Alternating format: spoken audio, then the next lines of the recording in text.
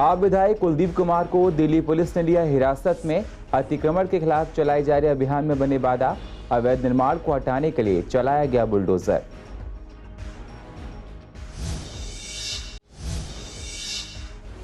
BJP आप के खिलाफ चला रही है पोल खोल अभियान।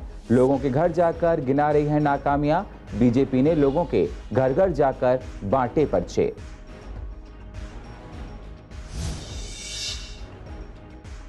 भीषण गर्मी पर गहराया पानी का संकट। बूंद बूंद के लिए तरस रहे हैं दिल्ली वासी।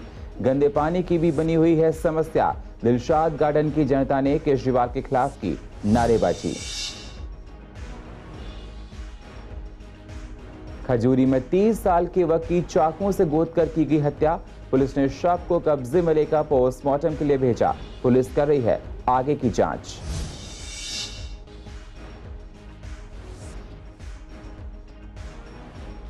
और पूर्व दिल्ली के लोग महंगाई की मार से परेशान। महिलाओं ने कहा महंगाई से घर चलाना हुआ मुश्किल। हर चीज के रेट छू रहे हैं सातवें आसमान पर।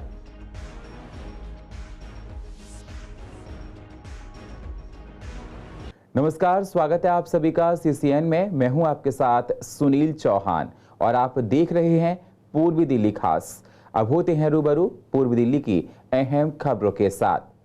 आम आदमी पार्टी के विधायक कुलदीप कुमार को दिल्ली पुलिस ने अतिक्रमण के खिलाफ चलाए जा रहे अभियान में बाधा पहुंचाने के आरोप में हिरासत में ले लिया है। कुलदीप कुमार पर डीडीए के कल्याणपुरी में अभियान में बाधा डालने का आरोप है। आपको बता दें, दिल्ली विकास प्राधिकरण का बीते कुछ दिनों से लगातार अतिक्रमण विरोध अभियान चलाया गया। पुलिस ने बताया कि कोंडली से आप विधायक कल्याणपुरी के खिचड़ीपुर में चल रहे अतिक्रमण विरोधी अभियान के विरोध में प्रदर्शन कर रहे थे। बुलडोजर को गैर कानूनी तरीके से बनाए गए स्ट्रक्चर को हटाने के लिए बुलाया गया। करीब 12 बजे शुरू हुए अभियान में कुलदीप ने बाधा पहुंचाना शुरू किया, जिसके बाद उन्हें हिरासत में लिया गया है। पुलिस अधिकारी ने बताया कि अतिक्रमण को सही और सुचारू तरीके से पूरा करने के लिए पर्याप्त मात्रा में पुलिस बल को बुलाया गया। दिल्ली में बीजेपी और आप में हमेशा टकराव देखने को मिलता है। दोनों पार्टियों के बीच आरोप प्रत्यारोप का सिलसिला जारी रहता है। एमसीडी के भंग होने में 2 से 3 दिन बाकी है, तो ऐसे में बीजेपी ने पूर्वी दिल्ली के कृष्णानगर में पोल खोल अभियान चलाया है, जहां बीजेपी ने लोगों को घर घर जाकर पर्चे बांटे हैं, जिसमें दिल्ली सरकार की जनता के किए गए वादों का जिक्र किया है। बीजेपी नेताओं का कहना है कि जितने वादे केजरीवाल सरकार ने जनता से किए थे, उसके आधे भी उन्होंने पूरे नहीं किए। वहीं दूसरी तरफ उत्तर पूर्वी दिल्ली की भजनपुरा मेन मार्केट में बीजेपी ने केजरीवाल के खिलाफ पोल खोल अभियान शुरू किया, जो कि लगभग 15 दिनों तक चलेगा। बीजेपी के कार्यकर्ता 10 लाख घरों पर जाकर आप सरकार की नाकामियों को गिना रहे हैं। इस अभियान में दिल्ली संगठन मंत्री सिद्धार्थन भी मौजूद रहे। ऐसी सरकार है जिसके मुखिया केजरीवाल 2013 से जो बातें बोल रहे हैं, एक ही बात को 13 में बोला, हम यमुना नदी को साफ कर देंगे।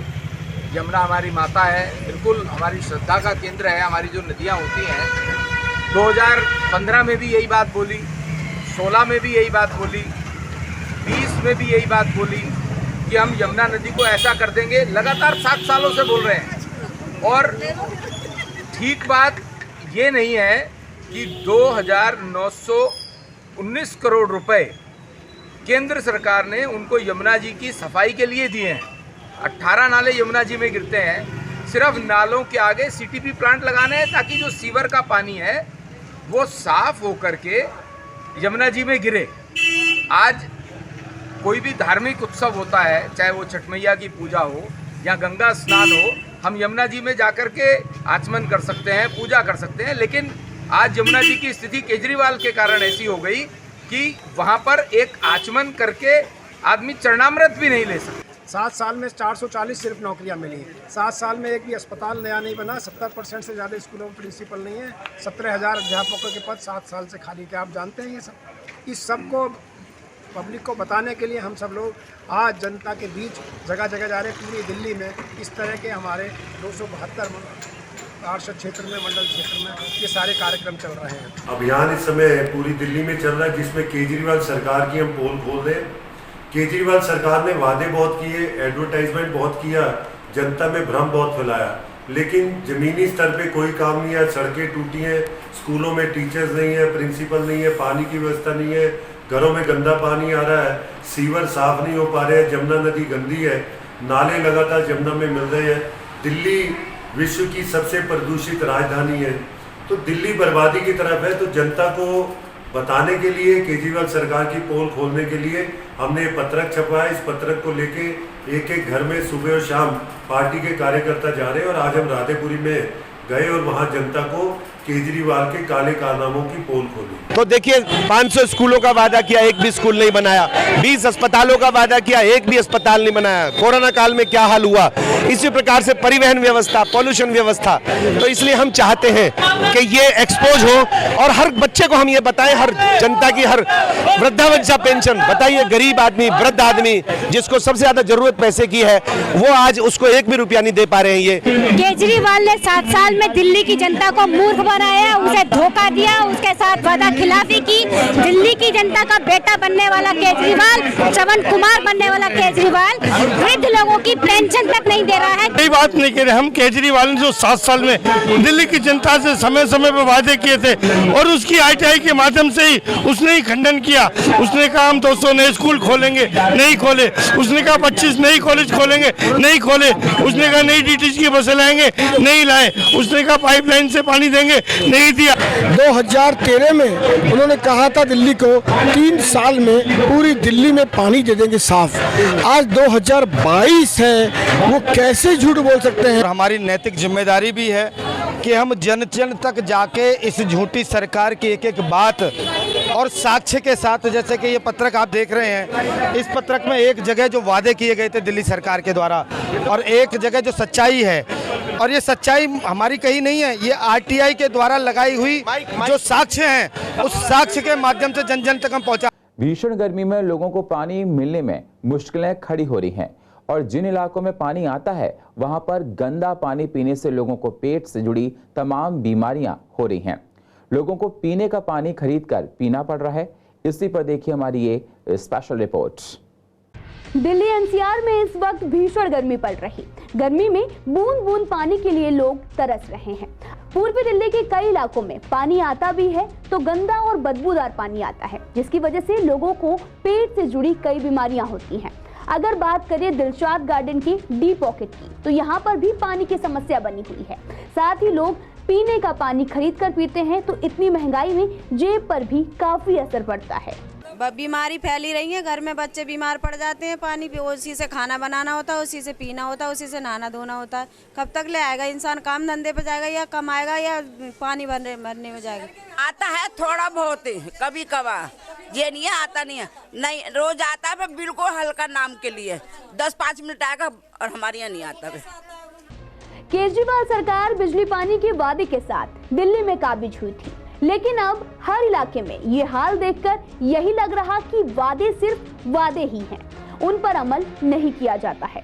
17 मई को ही दिल्ली जल बोर्ड ने बताया कि दिल्ली के कई इलाकों में पानी की सप्लाई बाधित रहेगी, जिसके लिए दिल्ली जल बोर्ड ने पानी के टैंकर मंगवाने के लिए अपना हेल्पलाइन नंबर भी जारी किया है। पानी 2 साल हो गए, पानी नहीं आता है, बिल्कुल पानी डली हुई है, पाइप डल, पानी नहीं आता है। हाँ, गंदा भी नहीं आता है। जब पीने के, जब प्यासे तो मरेंगे, सारा काम पानी से होता है। पानी वहाँ से ला ला के हमारी तो आंख बनवाई हुई भी खराब हो गई है। पानी उठ इधर पीछे जाना पड़ता, बहुत दूर है, लेके आना पड़ता है। कभी कभी नहीं होता है, एक दूसरे में बस लड़ाइयाँ भी हो जाती है पानी के चक्कर में। हम चाहते हैं थोड़ा बहुत पानी की मदद मिले हमें कहीं से, चाहे टैंकर है या फिर वैसे पानी पीने का नॉर्मल लिया है। दिलशाद गार्डन के स्थानीय निवासियों का कहना है कि गंदे पानी की समस्या कई बार दिल्ली जल बोर्ड के आला अधिकारियों को लिखित तौर पर सूचना दे दी गई है, लेकिन उसके बावजूद भी अभी तक यहाँ की जनता इस गंदे पानी की समस्या से जूझ रही है। साथ ही आपको बता दें कि वजीराबाद में यमुना का जल स्तर कम होने से दिल्ली वासियों को पानी की किल्लत का सामना करना पड़ रहा। दिल्ली जल बोर्ड के अनुसार पिछले कई दिनों से वजीराबाद में यमुना के जल स्तर में कमी आ रही है। मौजूदा समय में जल स्तर घटकर 669.40 फुट हो गया है, जबकि वजीराबाद में यमुना का सामान्य जल स्तर 674.50 फुट होना चाहिए। समस्या है कि हम लोग बाहर की 20 लीटर वाली कैन लाते हैं पीने के लिए, और नहाना तो मतलब हफ्ते में 1-2 बार बड़ी मुश्किल से, इतना कॉस्टली पानी आता है तो बड़ी मुश्किल से हो पा रहा है। केजरीवाल सरकार से पहले यहाँ पे जो बिल्कुल गंगा जल हमें सप्लाई होता था शीला दीक्षित के टाइम पे, लेकिन जब से केजरीवाल आया वो गंगा जल खुद पी रहा है, हम लोगों को जो है बोरवेल का पानी पिला रहा है। जब भी पानी दोपहर में खोलो, सुबह शाम खोलो, एक तो टाइम से नहीं आता, दूसरे जब भी आता है काला गंदा पानी आता है, कभी कभी तो कीचड़ वाला पानी आता है, बदबूदार एकदम। पानी पीने लायक नहीं होता, ना आप उससे नहा सकते हैं ना बर्तन धो सकते हैं। पूर्व दिल्ली के स्थायी समिति चेयरमैन वीर सिंह पवार ने दिल्ली सरकार के मुख्यमंत्री अरविंद केजरीवाल और दिल्ली जल बोर्ड के अधिकारियों पर निशाना साधा है। उन्होंने कहा कि दिल्ली सरकार दिल्ली की जनता को स्वच्छ और साफ पानी देने में बिल्कुल फेल है। न ही दिल्ली सरकार कोई नया यूजीआर बना पा रही है और न ही किसी प्रकार से दिल्ली को स्वच्छ शुद्ध पानी दे पा रही है। गंदे पानी की समस्या को लेकर आज डी ब्लॉक निवासियों ने जमकर दिल्ली जल बोर्ड मुर्दाबाद और केजरीवाल सरकार मुर्दाबाद के नारे लगाए हैं। स्वच्छ और शुद्ध पानी की मांग की जा रही है और साथ ही स्वच्छ और शुद्ध पानी की मांग की है, जिससे जल्द ही गंदे पानी से छुटकारा मिल सकेगा। ना इन्होंने हरियाणा गवर्नमेंट से पानी के लिए कोई कांटेक्ट किया, यूपी गवर्नमेंट से किया, ना पंजाब से किया, कहीं से ना उत्तराखंड से पानी के लिए कोई समझौता किया। अब इनके पास पानी है नहीं, तो अब जो जमुना जी का जो बड़े बड़े नाले गिर रहे हैं उसमें उनका पानी हमें पिला रहे हैं, या जगह जगह इन्होंने बोरिंग करके भूमिगत जो पानी है उसका दोहन करके हम सबको अनट्रीटेड पानी पिला रहे हैं, अनहाइजेनिक पानी पिला रहे हैं। फिलहाल देखना यही है क्या दिलशाद गार्डन के लोगों को साफ पानी मिल पाएगा। कैमरा पर्सन ललित के साथ मोहित शर्मा, CCN लाइव, दिल्ली। उत्तर पूर्व दिल्ली में बदमाशों के हौसले इतने बुलंद हैं कि एक 30 साल की वक्की चाकुओं से गोदकर हत्या कर दी गई। फिलहाल पुलिस ने शव को कब्जे में लेकर पोस्टमार्टम के लिए अस्पताल भेज दिया और मामले की जांच में जुट गई है। आपको बता दें, आपसी झगड़े में कुछ लोगों ने एक शख्स को चाकू से गोदकर मौत के घाट उतार दिया है। वहीं शकील के परिजनों के अनुसार शकील के परिवार में पत्नी सहित 5 छोटे छोटे मासूम बच्चे हैं। इस हत्याकांड में शेष शकील के परिजनों का रो रो कर बुरा हाल है। पुलिस इस पूरी मामले की जांच में जुटी हुई है। तो दावत में बुलाया गया, बुला के उसके साथ जो है फलानी से हमला करेगा, कुल्हाड़ी, छुरी और जो रोड पाइप रोड वो तो कैमरों में भी आ रहा था। तो वहाँ हमारा कोई नहीं था, वो उसका बड़े भाई को पता चला, वो गया बीच बचाव में तो उसको उस पर भी हमला करा। फोन करके उसको जो है शादी थी, शादी में बुलाया गया, शादी में बुला के कोई मतलब जो तू में मैं पहले हुई होगी उनमें, मेरे को कोई मालूम नहीं। शादी में बुला के और तब उसको जो है राड से, चक्कू से, कुआड़ी से उसको जो है कंधे का उसको मारे गया। तो ताकि जो मेरा जो है भतीजा था बड़ा शकील का जो है भाई, जो है मतलब वो उसको पता लगा कि लगा भैया के साथ में लड़ाई हुई, जो है मतलब गया अकेला, उसके जो है सर में रोड मारी, 8 टंके आए सर में उसके। अच्छा जी, उसको बहुत बुरी तरीके से उसको जो है मारे गया। इस वक्त महंगाई की मार जनता झेल रही है, चाहे पेट्रोल डीजल हो, सब्जियां हो, CNG गैस हो या PNG गैस हो, सभी चीजों के रेट आसमान छू रहे हैं, जिसकी वजह से लोगों का बजट भी लगातार बिगड़ता जा रहा है।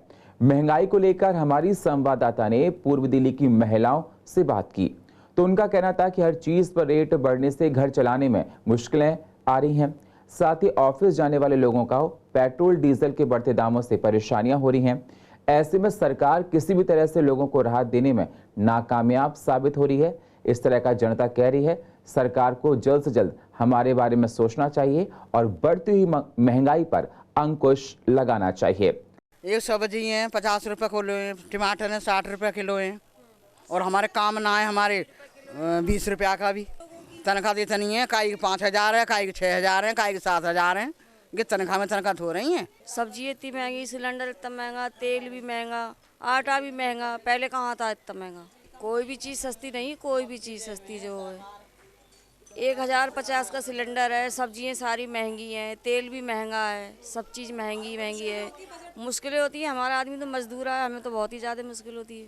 परेशानी तो भाई होती है, आमदनी कम है, महंगाई ज़्यादा है तो परेशानी तो होगी ना। पहले महंगाई कहीं नहीं थी, ये अब महंगाई भई है। सरकार क्या दे पा रही, राहत कुछ नहीं दे पा रही है।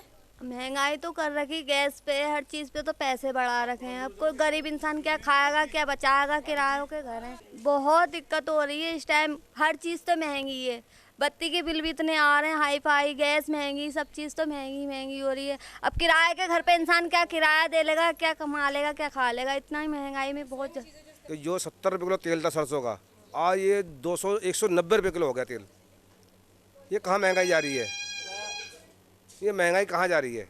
ये सब हर चीज़ महंगा हो गया, आटा महंगा हो गया, हर चीज़ महंगी हो रही है। गैस का भी रेट बहुत बढ़ गया कि गैस का जो रेट सिलेंडर आता था कि 400 कुछ रुपये था, आज 1000 रुपये का सिलेंडर हो रहा है। पूर्व दिल्ली के मंडावली थाना पुलिस ने अक्षरधाम मेट्रो स्टेशन के पास शराब की पेटियों से भरा ट्रक पकड़ा था। इसी पर डीसीपी प्रियंका कश्यप ने बताया कि एक गुप्त सूचना के आधार पर इंस्पेक्टर कश्मीरी लाल की देखरेख में एसआई संजीत और थाना मंडावली की एक टीम ने अक्षरधाम मेट्रो स्टेशन के पास एक कंटेनर को रोका जो CWG गांव की ओर से आ रहा था। कर्मचारियों द्वारा कंटेनर की जांच की जा रही थी। इस बीच कंटेनर का संरक्षक होने का दावा करते हुए 2 और व्यक्ति एक कार में आए। उन्होंने दावा किया कि कंटेनर में गद्दे और अन्य कच्चा माल ले जाया गया है। जांच करने पर पाया गया कि कंटेनर स्पष्ट रूप से गद्दे और कच्चे माल से भरा हुआ था, लेकिन पूरी तरह से जांच करने पर पता चला कि एक गुप्त दरवाजा था जो ड्राइवर सीट से पीछे से खुल रहा था। इस दरवाजे को खोला गया तो अवैध शराब से भरा हुआ था। जांच करने पर कंटेनर के गुप्त भंडारण के बियर के डब्बे के 75 कार्टन सहित कुल 350 कार्टन अवैध शराब बरामद की गई है। 16 मई की रात को एक स्पेशल चेकिंग ड्राइव कराई गई पूर्वी दिल्ली में, जिसमें हमने अपनी पिकेटिंग को ऑर्गेनाइज करा और कोऑर्डिनेटेड पिकेट्स लगाई।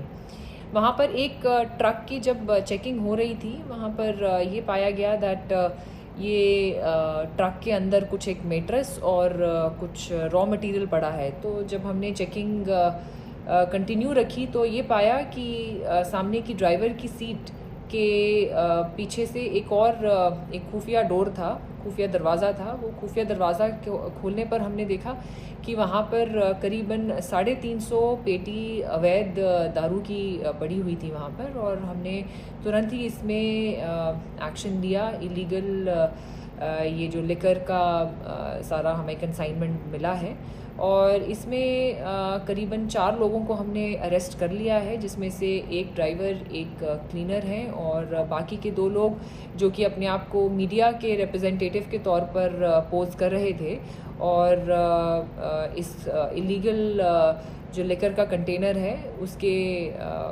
सेफ्टी के लिए या इनकी शय के लिए बेसिकली जो रिसीवर हैं उन्होंने इनको हायर कर रखा था।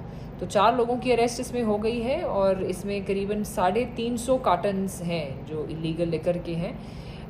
इसमें ख़ास बात ये भी है कि एक फ़ेक नंबर प्लेट भी यूज़ किया इस ट्रक में, जो कि हमने अप्रोप्रिएट सेक्शंस में बुक कर लिया है।